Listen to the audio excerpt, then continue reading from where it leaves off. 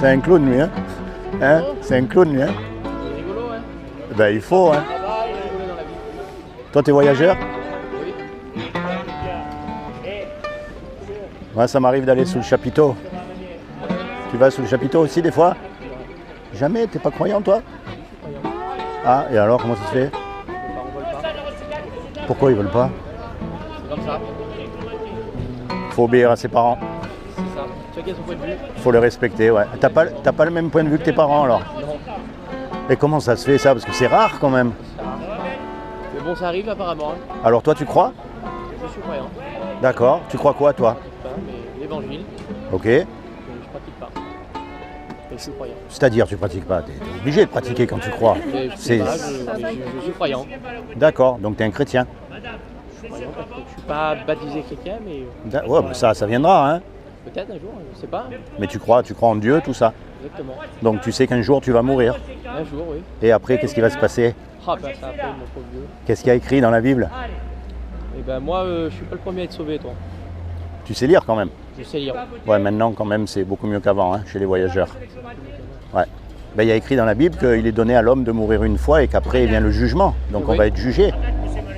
Et on va être jugé par rapport au bien ou au mal qu'on a fait. C'est ça. Donc la question à se poser, comment est-ce qu'on sait si on fait du bien ou du mal? Oui.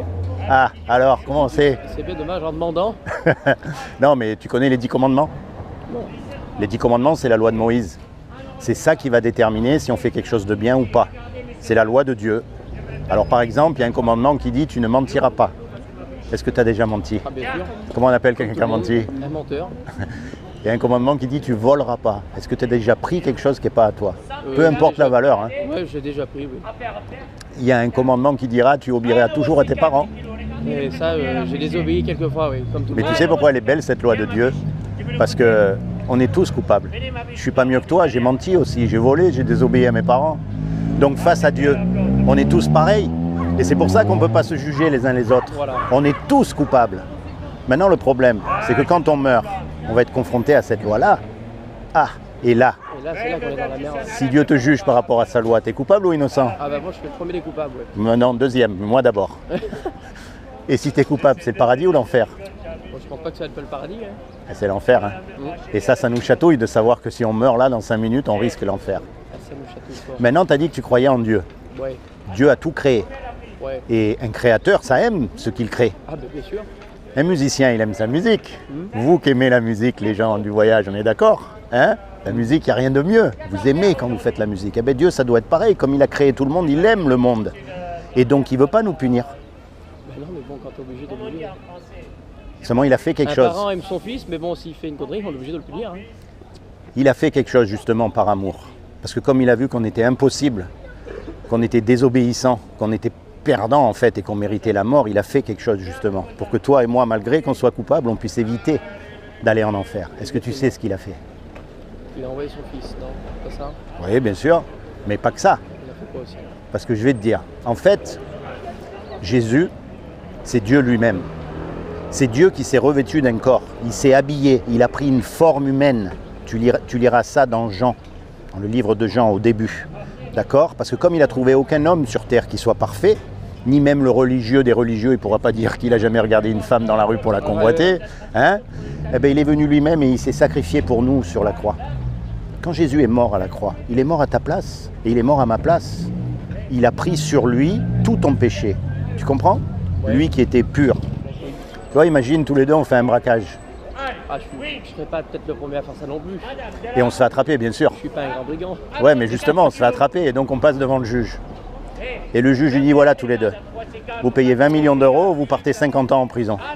Est-ce que tu as les 20 millions d'euros? Je les ai pas sur moi à l'heure actuelle, non. Puis Bien. même dans longtemps, je les aurais pas non plus. Moi non plus. On est condamné. Puis il y a un homme qui arrive, qu'on ne connaît même pas, qui met l'argent sur la table pour qu'on soit sauvé. Comment tu vas être par rapport à cet homme? Je vais être reconnaissant envers lui, j'aurai une dette, Quand il te demande un service, tu vas le faire. bien sûr. C'est ce que Jésus il a fait pour nous. Il est mort à notre place.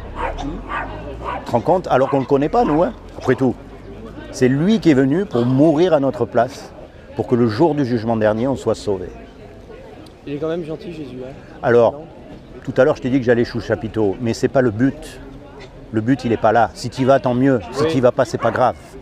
Le but, moi, mon but, c'est quand tu es tout seul justement, tu parles à Jésus. Tu lui dis ce que tu as dans ton cœur. Tu commences à avoir une relation personnelle avec lui. Tu sais pourquoi? Parce que Dieu, il t'a fait unique. Tu sais qu'il n'y en a pas deux comme toi. Ah bon? Et ça, depuis que tous les hommes ils ont existé, il n'y en a jamais eu deux pareils. C'est fou. Mais ça montre quoi? Qu'on n'est pas des robots. Et la religion, c'est quoi? C'est des robots qui font tous pareil au même moment, qui prient pareil, qui pensent pareil. Et si tu ne penses pas comme eux, ils te mettent dehors. Ouais. Alors que Dieu, lui, t'a fait unique. Et il veut entrer dans ton cœur pour te parler, pour te guider, pour t'encourager, pour te protéger. Et plus que tout, pour te sauver du jour du jugement dernier. Donc tu acceptes Jésus comme ton sauveur parce qu'il t'a sauvé du jugement dernier et comme ton Seigneur parce que comme il t'a sauvé, quand il va te dire ne mens pas, même si ça te coûte, tu vas pas mentir. Ben non. Tu vois, c'est ça la foi chrétienne. Tu comprends? C'est pour ça que, quelles que soient les religions, même sous le chapiteau, tu vas voir des choses qui sont pas belles à voir. Malheureusement, c'est vrai. On est d'accord? Oui. Bon, mais il ne faut pas s'attacher à ça. La foi chrétienne, c'est personnel. Occupe-toi de toi. Marche-toi avec Dieu. Mets-le en premier dans ton cœur, dans tes pensées. Tes parents, ils ne pensent pas comme toi. C'est pas grave. Prie pour eux. Bénis-les. Tu comprends ce que je veux dire? Ne les juge pas. C'est toi. C'est toi qui seras devant Dieu. Tout seul. Il n'y aura rien autour de toi. Personne. Et si tu as choisi Jésus comme ton sauveur, ce sera ton avocat. Qui mieux que lui?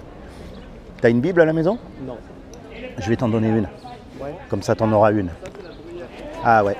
Et je t'encourage à le garder et à la lire pour que tu changes un peu de... Pour que tu avances avec Dieu, tout simplement, parce que ça, c'est la parole de Dieu. Je vous remercie. D'accord? Commence dans le livre de Jean, il y a un marque-page, tu verras. Ouais. Et le livre de Jean, tu vas apprendre à connaître Jésus. Alors, pourquoi la Bible? Pourquoi la Bible et pas le Coran ou un autre livre? Est-ce que c'est ça qu'enseigne? Je t'explique. Avant tout, la Bible, c'est un livre d'histoire. Et toutes les histoires qu'il y a dans la Bible, tu peux les retrouver dans l'histoire de l'humanité, à travers des fouilles archéologiques et toutes les découvertes qu'on a faites.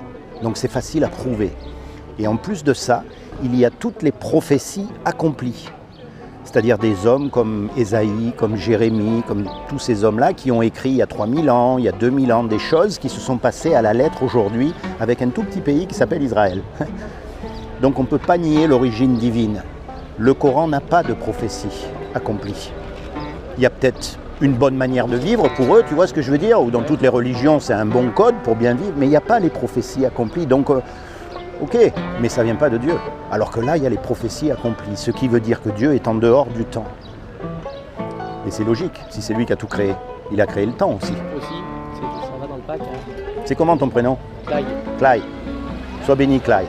Merci. Seigneur Jésus, je te demande vraiment que tu rentres dans le cœur de Clyde, que tu te révèles à lui comme son sauveur et son Seigneur, que tu lui accordes le désir de son cœur et plus que tout, que tu le détournes définitivement et complètement du péché, afin qu'il soit sauvé et qu'il rentre dans ton royaume. Je te demande aussi de bénir ses parents.